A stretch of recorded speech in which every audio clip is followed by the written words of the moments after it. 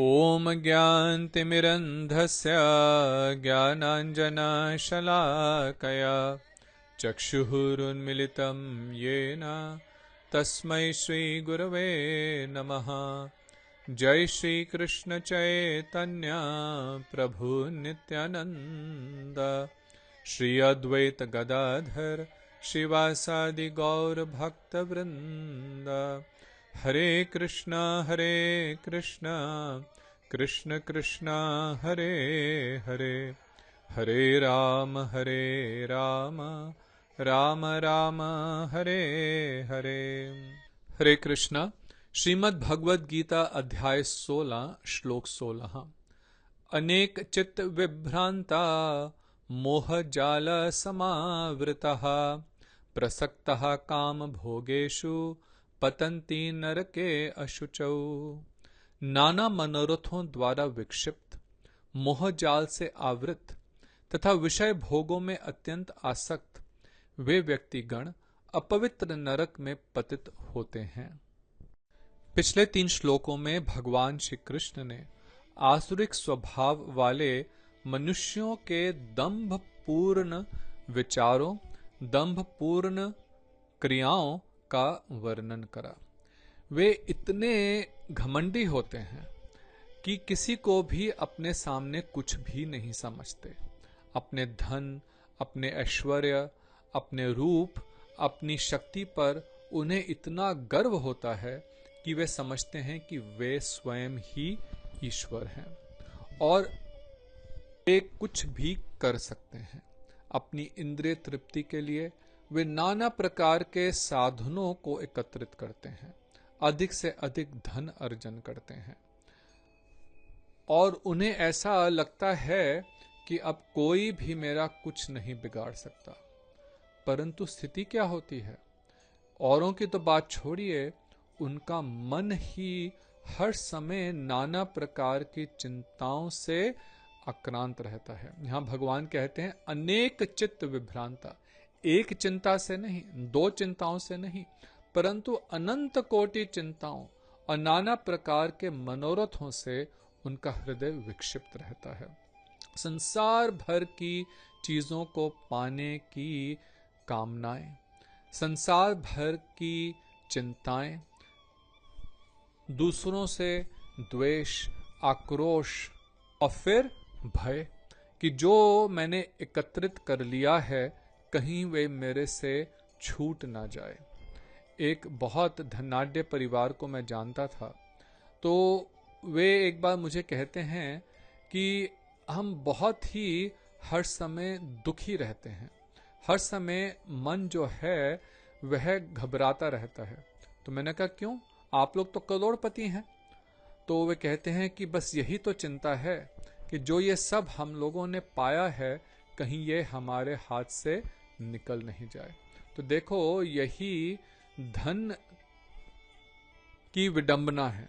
जब नहीं होता तब उसे पाने के लिए हम लोग चिंतित रहते हैं, जब होता है तब वह कहीं छूट ना जाए इसलिए चिंतित रहते हैं, और जब हमारे हाथ से निकल जाता है तो फिर चिंताओं से घिर जाते हैं। यह इस संसार की स्थिति ही कुछ ऐसी है। धन अथवा जितनी भी इंद्रिय तृप्ति की, भोग वासनाओं की वस्तुएं हैं और संबंध हैं, ये जितने भी सांसारिक संबंध, सांसारिक वस्तुएं, इन सब का यही स्वभाव है। नहीं होते तो चिंता, होते हैं तो चिंता, और जब चले जाते हैं तो चिंता। तो इस प्रकार आसुरिक वृत्ति के लोगों का जो चित्त है वह हर समय विक्षिप्त रहता है और वे इसी मोह के जाल में फंसे रहते हैं। मोह क्या? संसार की वस्तुओं से जो अटैचमेंट है, उनके प्रति जो आकर्षण है, संसार के संबंधों में, अपने घर परिवार, अपने धन में, अपनी गाड़ी बंगला, इन सब चीजों में जो हमारा मोह है उससे हम लोग हर समय आवृत रहते हैं, अर्थात मन ढका रहता है। कुछ और सोच ही नहीं सकते कि इसके परे भी कुछ जीवन है, यह सोच ही नहीं पाते कि ये सब हमारे हाथ से, हम चाहें अथवा ना चाहें, है ना, ये हमारे हाथ से जाएगा ही जाएगा। ऐसा कोई भी व्यक्ति नहीं है जो नित्य अपने संबंध इस जगत के रख सकता है, और जो उसके पास इस जगत में है उसको नित्य अपने पास रख सकता है, क्योंकि ये सब के सब वस्तुएं जो हैं, सब के सब संबंध हैं, वो इस अनित्य शरीर से संबंधित हैं। जब शरीर ही हमारा नहीं है तो उससे संबंधित वस्तुएं कहाँ से रहेंगी। परंतु यही मोह अर्थात जो है नहीं, उसी को सच मान करके हम उस जाल में बंधे रहते हैं और नाना प्रकार के विषय भोगों में अत्यंत आसक्त रहते हैं। उस कारण से होता क्या है कि मन हमेशा विक्षिप्त रहता है। अब जिसका मन चिंतित और विक्षिप्त है, क्या वह सुखपूर्वक रह पाएगा? नहीं। तो इस जगत में रहते हुए, इस जीवन में रहते हुए भी वे वास्तव में नारकीय स्थिति में ही है। क्योंकि नरक अर्थ क्या है? जहां पे दुख है, चिंताएं हैं, है ना, वहां कोई सुख नहीं है। तो इस जगत में भी नरक और स्वर्ग है। जब आप ऐसी परिस्थिति में हो, जब आपका मन विक्षिप्त हो, मन हमेशा दुखी हो, तो वह नारकीय स्थिति ही है। और क्योंकि वे नाना प्रकार के पाप में कार्य कर रहे हैं और हमेशा विषय भोगों में लगे रहते हैं, कोई भजन नहीं करते, भगवान का नाम जाप नहीं करते, तो इस शरीर को छोड़ करके नरक में जाएंगे ही, अपवित्र नरक में जाएंगे। यहाँ पे भगवान श्री कृष्ण कहते हैं। तो इस जीवन में रहते हुए भी नरक, इस जीवन के बाद भी नरक। तो जरा सोचिए, क्या इससे हमारे को प्राप्त होता है इस संसारिक वस्तुओं के पीछे भागने दौड़ने से? आज हमारे पास ये सब वस्तुएं हैं। साइंस ने, टेक्नोलॉजी ने इतनी उन्नति करी है, इतने तरह के नाना प्रकार के रोबोट्स, कंप्यूटर्स निकल आए हैं कि हम कुछ भी कार्य बड़ी शीघ्रता से कर सकते हैं। हमारे ऐश्वर्य के लिए, हमारे कंफर्ट्स के लिए कितने प्रकार के साधन आज उपलब्ध हैं, जो आज से 100 वर्ष, 50 अथवा 100 वर्ष पहले उपलब्ध नहीं थे। परंतु अपने हृदय में, अपने गिरेबान में झांक करके देखिए और ईमानदारी से इस प्रश्न का उत्तर दीजिए कि वास्तव में क्या आप सुखी हैं? क्या वास्तव में आप प्रसन्नचित्त हैं? अधिकतर लोग कहेंगे नहीं। और यदि पूछा जाए कि आज से 50 अथवा 100 वर्ष पहले क्या लोग सुखी थे, तो अधिकतर लोग कहेंगे हाँ। भले उनके पास ये सब साधन नहीं थे, ऐश्वर्य के, इंद्रिय भोग के, है ना, फोन्स नहीं थे, टेलीविजन्स नहीं थे, कंप्यूटर्स नहीं थे, नाना प्रकार के जो आज तरह तरह के स्वादिष्ट भोजन में मिलते हैं, रेस्टोरेंट्स जो हैं, ऐसा कुछ भी नहीं था। लेकिन वे लोग बहुत अधिक प्रसन्नचित्त थे। क्यों? क्योंकि इनका मन विक्षिप्त नहीं था, उनकी इतनी इंद्रिय भोग की इच्छाएं नहीं थी। जैसे जैसे कलयुग का प्रभाव बढ़ रहा है, लोग अधिक से अधिक इंद्रिय भोग में डूबते जा रहे हैं। और इसके लिए क्या चाहिए? धन चाहिए। और इसलिए सबके अंदर ये होड़ लगी हुई है कि अधिक से अधिक धन कमा लें, क्योंकि यदि धन होगा तो हम सुखी होंगे, है ना। ऐसा ही सबका विचार है। अब श्रील भक्तिवेदांत स्वामी महाराज प्रभुपाद जी इस बात को समझाते हुए लिखते हैं टीका में कि आसुरी मनुष्य की धन संचय की इच्छा का कोई अंत नहीं होता, वह सदा अनंत बनी रहती है। पिछली बार भी हम लोगों ने इस विषय में चर्चा की थी कि जिनके पास धन है, और इतना धन है कि केवल वे ही नहीं, उनके आगे आने वाली 2, 3, 4 पीढ़ियां भी बिना काम किए रह सकती हैं, परंतु फिर भी वे और धन कमाने के लिए चिंतित हैं।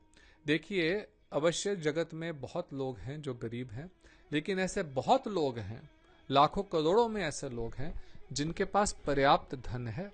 पर्याप्त धन की क्या परिभाषा है? कि इतना धन है कि वे शांति से अपने 2 समय की रोटी खा सकते हैं, घर, सिर के ऊपर छत रह सकती है, पहनने के लिए कपड़ा है ना। तो ये 3 चीजों की तो प्रमुख आवश्यकता है ना जीवन के लिए। खाने के लिए भोजन चाहिए, तन को ढकने के लिए कपड़ा चाहिए, और रहने के लिए मकान चाहिए। इसके अलावा हम जो कुछ भी करते हैं ना, अब आपको सोने के लिए तो एक पलंग चाहिए, आप उसे भले हीरे जवाहरातों का पलंग बना लें अथवा साधारण पलंग बनाएं, काम तो उसका वही है कि उस पर सोना है। और होता क्या है कि हीरे जवाहरातों के पलंग पर बिल्कुल नींद नहीं आती। तो धन संचय करने की इच्छा है, अनंत, उसका कोई अंत ही नहीं है। इतना होने के बाद भी और अधिक कमाना चाहते हैं। वह बस यही विचार करता रहता है कि इस समय उसके पास कितनी पूंजी है और उसे किस प्रकार अधिक से अधिक बढ़ाया जाता है। कैसे हम 99 का 100, 100 का 999, उसका फिर 1000, फिर 9999। तो ये होड़ सब जगह लगी हुई है। इसके लिए वह कुछ भी पाप कर्म करने में संकोच नहीं करता, यहां तक कि इंद्रिय तृप्ति के लिए काला बाजार तक करता है। और देखो, ईमानदारी से यदि काम करेंगे ना तो अधिकतर आप इतना तो कमा सकते हैं कि आपको जो शरीर के निर्वाह के लिए चाहिए, जितना तन को ढकने के लिए कपड़ा चाहिए, शरीर पर छत चाहिए, सब तो हो सकता है। परंतु जो आपकी बहुत अधिक भोग विलास की इच्छाएं हैं, बहुत आलीशान महल जैसा घर चाहिए, बहुत बड़ी बड़ी अच्छी महंगी गाड़ियां चाहिए, खूब हीरे जवाहरात चाहिए, तो वह हर समय केवल ईमानदारी से काम करने से संभव नहीं है। तो लोग क्या करते हैं, फिर बेईमानी से काम करते हैं, काला बाजार करते हैं। अब देखिए, जो करप्शन है वह सब जगह ही बढ़ रही है, चाहे गवर्नमेंट का दफ्तर हो या प्राइवेट दफ्तर हो, सब लोग कुछ ना कुछ अलग से बनाना चाहते हैं, है ना। तो ये जो वृत्ति है, यह पाप वृत्ति है। और इस जगत में, है ना, यदि कोई पकड़ा जाए घूस लेते हुए तो उसको सजा होती है। और यहां पकड़ा जाए अथवा नहीं पकड़ा जाए, लेकिन इस बेईमानी का उसे दंड तो भोगना ही पड़ेगा। और वो दंड क्या है कि इस जीवन में शरीर में कोई रोग लग जाएगा, अथवा वो किसी और रूप से धन हाथ से जाएगा, और अगले जन्म में तो अवश्य उसका दंड भोगना ही पड़ेगा, नरक में जाकर के। तो इस विषय में हमें सावधान रहना चाहिए। आगे श्री प्रभुपाद जी लिखते हैं कि अपनी भूमि, परिवार, घर, धन आदि संपत्ति के मोह में वह उन्हें बढ़ाने की चिंता में रहता है कि कैसे मैं और से अधिक भूमि लाऊं, कैसे मैं और धन कमाऊं, कैसे मैं अपनी संपत्ति को और बढ़ाऊं। हर समय इस चिंता में रहता है। अभी मुझे कोई बता रहा था कि उसका जो मालिक है वह बहुत अमीर है, कंपनी का कम से कम नहीं तो उसकी 4000 करोड़ की संपत्ति है, लेकिन वह रात को सो नहीं पाता, क्योंकि इस व्यक्ति का कर्जा देना है, ये वाला बिजनेस खरीदना है, वो करना है, ये करना है। तो वे रात को शांति से सो भी नहीं पाता, हर समय स्ट्रेस में रहता है। अब भैया 400 करोड़ यदि आप रुपए भी खाएंगे ना, तब भी शायद इस जीवन में पूरे नहीं होंगे। तो यही मोह का जाल है। आगे श्री प्रभुपाद लिखते हैं कि ऐसे आसुरिक व्यक्ति केवल अपनी सामर्थ्य में विश्वास रखता है और यह नहीं जानता कि उसे जो कुछ भी उपलब्धि होती है वह सब पूर्व जन्म के पुण्यों का परिणाम है। वह नहीं समझ पाता कि उसे धन संचय का अवसर पूर्व जन्म के कारणों से मिला है। आसुरी मनुष्य का विश्वास केवल अपनी शक्ति में रहता है, कर्म के विधान में नहीं। तो बहुत सुंदर सटीक बात वे समझा रहे हैं कि देखो, हम लोगों को जो अपने कर्मों का फल मिलता है, जो हम लोगों को मेहनत का फल मिलता है, वह केवल हमारी मेहनत का ही फल नहीं है। मेहनत करना जो है वो केवल एक हिस्सा है उस फल की प्राप्ति के लिए। जैसे आपने पेड़ से जाकर के फल को तोड़ा, अब आपने उसको तोड़ा, यह तो मेहनत आपने करी, क्योंकि यदि वह नहीं करते तो वह फल भी नहीं मिलता। हाँ, और हो सकता है आप नीचे बैठे हैं फल पेड़ के और वो टूट करके आपकी झोली में स्वतः ही गिर जाए, ऐसा भी संभव है। परंतु अधिकतर तो आपको जाकर के तोड़ना पड़ेगा, लेकिन वह फल आपने नहीं उगाया। बीज बोया, हो सकता है आपने बीज बोया हो, लेकिन बीज बोने के बाद उसमें जो जल आया बरसात से, धूप मिली उसको, हवा मिली, ऑक्सीजन आदि, इन सब से वो पेड़ बना और उसके अंदर फल हुआ। वो फल आपने नहीं बनाया। उसका बीज भले आपने बोया हो, है ना। तो उसी प्रकार से जब हमारे को इस जन्म में कुछ फल मिलता है, कुछ सक्सेस मिलती है, तो वे हमारे पूर्व जन्मों के कर्मों के कारण है। और साथ ही साथ कुछ और चीजें भी होनी चाहिए। सही स्थान होना चाहिए, सही समय होना चाहिए, भगवान की कृपा होनी चाहिए। उनकी कृपा के बिना कुछ भी संभव नहीं है। तो केवल और केवल हमारी मेहनत नहीं है, हमारा इस जन्म का कर्म नहीं है जिससे हमारे को फल प्राप्त होता है। ऐसा प्रतीत अवश्य होता है और लोग यही समझ बैठते हैं कि मैंने अपनी शक्ति से, अपने बल से इस फल को प्राप्त करा, मैंने व्यापार शुरू करा और मैं बहुत सक्सेसफुल हूं अपनी मेहनत से। भैया कई लोग प्रयत्न करते हैं लेकिन वे लोग नहीं कुछ बन पाते। मेहनत उन्होंने भी बहुत करी, परंतु उनके विषय में हो सकता है आप पढ़ते नहीं, लेकिन अखबारों में जो आता है कि किसी व्यक्ति ने बहुत बड़ी कंपनी बना ली, कहाँ से, झुग्गी से शुरू होकर के। तो उसके लिए संभव कैसे हुआ? क्योंकि पूर्व जन्म के कर्मों के कारण उसका ऐसा सौभाग्य था। कईयों का पूर्व जन्मों के पाप कार्यों के कारण ऐसा दुर्भाग्य होगा कि वे मेहनत करके भी नहीं उठ पाते, अपितु महल में रहते हुए झुग्गियों में आ जाते हैं। तो ऐसा हम लोग प्राय देखते हैं। दोनों तरह की स्थितियां हैं। ये हमारे पूर्व जन्म के पाप पुण्य का फल है। तो यह हमें सोचना चाहिए कि केवल हम अपनी शक्ति से ही सब कुछ प्राप्त नहीं कर सकते। आगे लिखते हैं कि कर्म का नियम है कि उच्च कुल में जन्म, सुंदरता, शिक्षा अथवा धन की प्राप्ति पूर्व जन्म के पुण्य के कारण होती है। तो ये कर्म फिलॉसफी जो है, भगवान ने गीता में स्पष्ट इसको पहले भी समझाया है कि, और हम लोग जैसे जानते हैं, every action has an equal and opposite reaction. तो हर जो कार्य है उसका कुछ ना कुछ हमारे को अच्छा या बुरा फल मिलता है। अच्छे कर्म का पुण्य फल, बुरे कर्म का पाप फल। तो हमारा उच्च कुल में यदि जन्म हुआ है, बहुत सुंदर है, शिक्षा बहुत अच्छी है, धन बहुत प्राप्त हुआ है, तो पूर्व जन्म के पुण्य के कारण है। परंतु यदि हम लोगों के शरीर में कुछ रोग है या अधिक शिक्षित नहीं हो पाए, हम लोगों को धन का अभाव है, तो पूर्व जन्म के पापों का फल है। तो श्री प्रभुपाद जी आगे लिखते हैं कि असुर समझता है कि ये सब वस्तुएं अकस्मात मिली हैं और इसमें उसकी अपनी सामर्थ्य ही कारण है। अब देखिए होता क्या है कि जब हमारे को सब कुछ अच्छा मिलता है तो वो तो हम उसका श्रेय तो खुद ले लेते हैं, और यदि हमारे जीवन में कोई बुरा होता है तो उसका दोष हम भगवान को दे देते हैं, है ना। जबकि होना उल्टा चाहिए। तो जो आसुरिक व्यक्ति के लोग हैं वे अपने सामर्थ्य को ही कारण समझते हैं अपनी उन्नति का, अपनी भौतिक उन्नति का।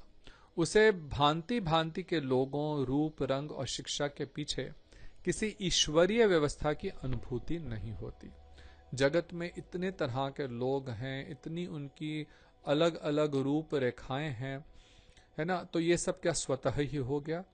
वो लोग जो आसुरिक स्वभाव के व्यक्ति हैं वे नहीं समझ पाते कि इस संसार के पीछे एक ईश्वरीय व्यवस्था है।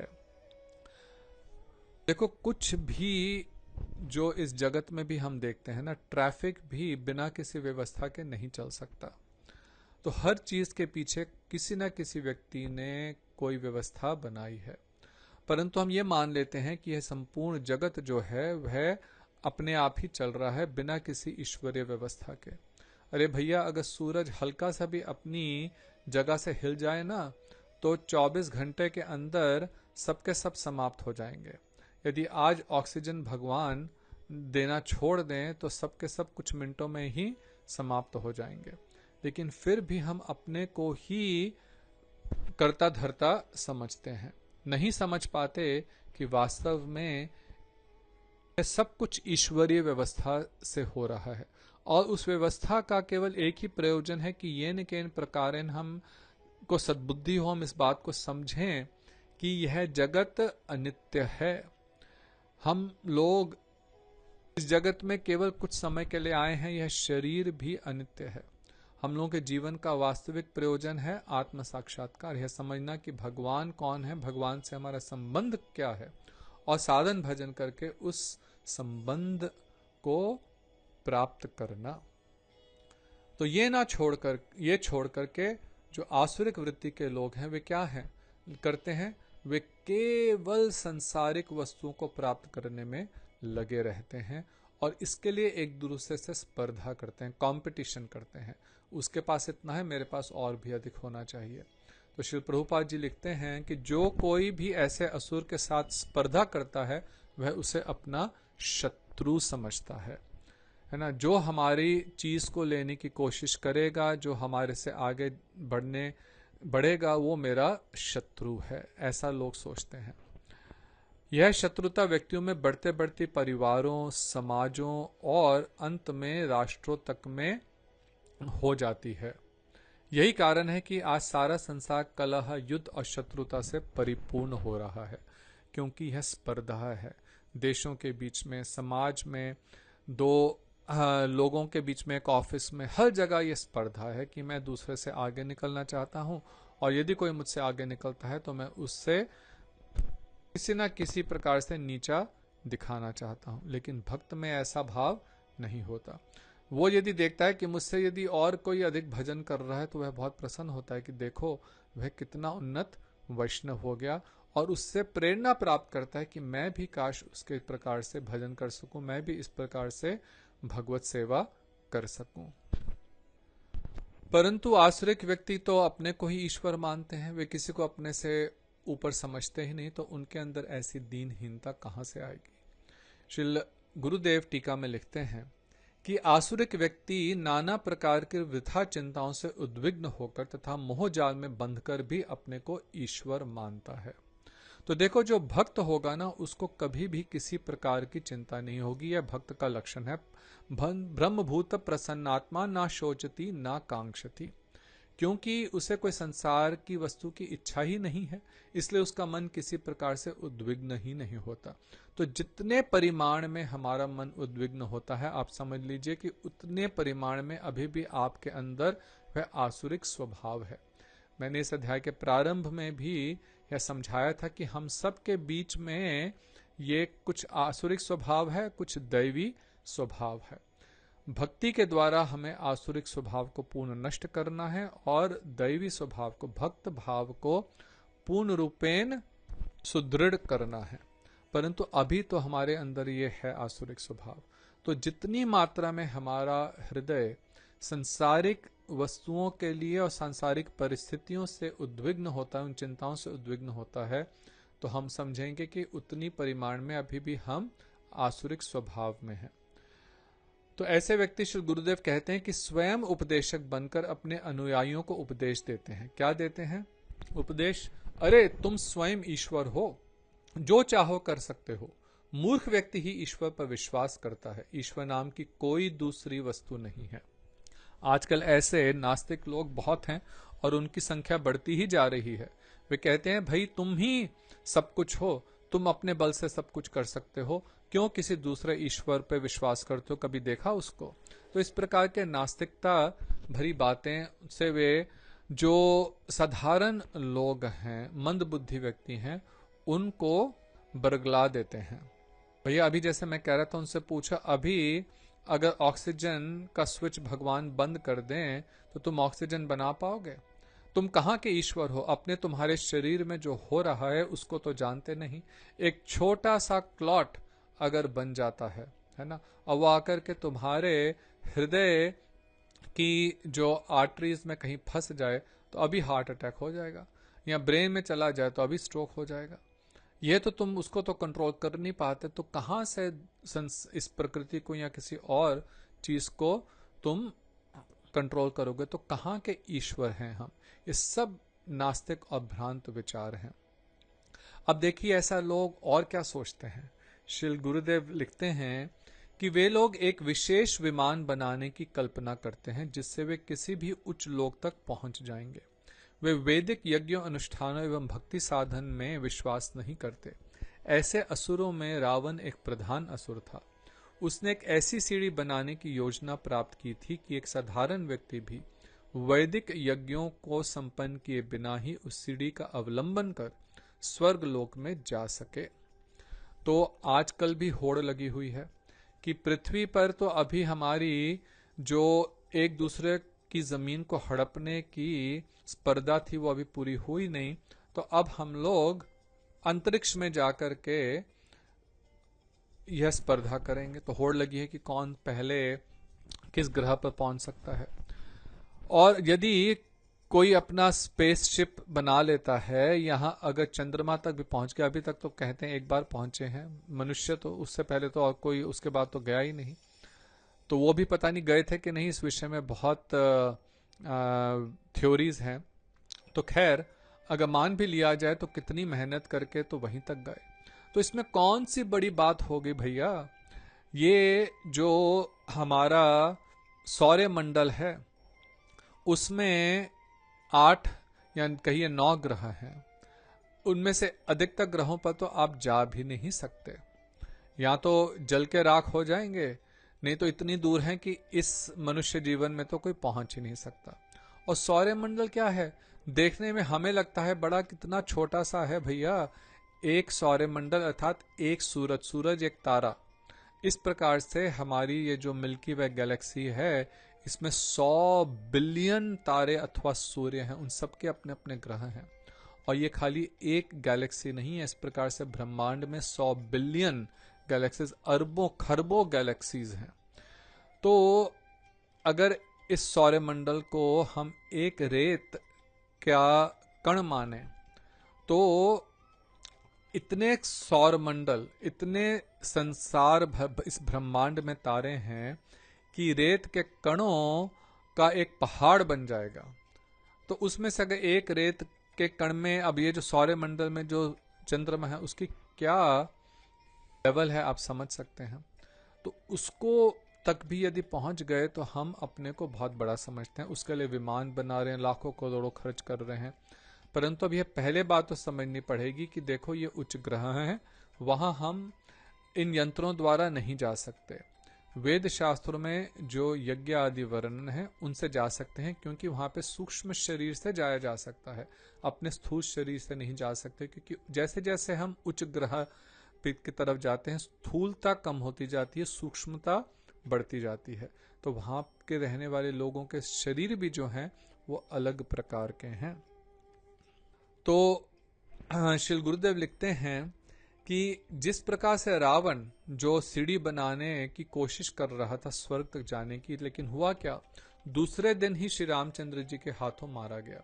तो इसी प्रकार से ऐसे लोग भी काल के द्वारा मारे जाते हैं, परंतु जीवन भर वे अपनी अज्ञानता के कारण यही सोचते रहते हैं कि हम ईश्वर हैं और हम अंतरिक्ष पर भी विजय प्राप्त कर लेंगे।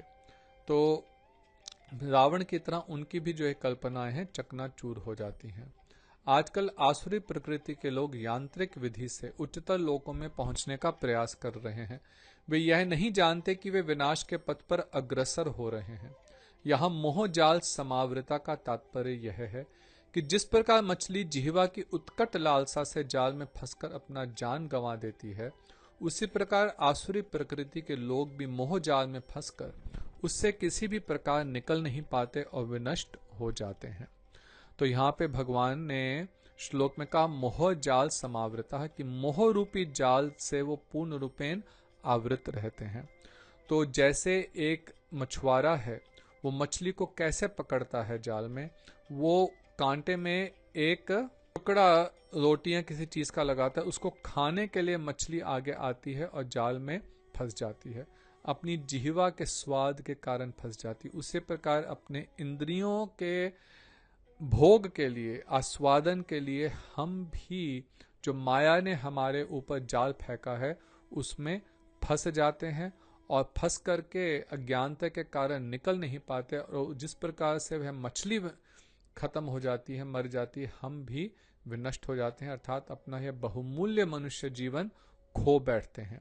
वह बहुमूल्य जीवन जो हमारे को मिला है भगवत प्राप्ति के लिए, अगर एक बार ये हाथ से निकल गया तो फिर 84 लाख योनियों में भटकने के बाद पुनः प्राप्त होगा। इस बात को अच्छी तरह से समझ लीजिए।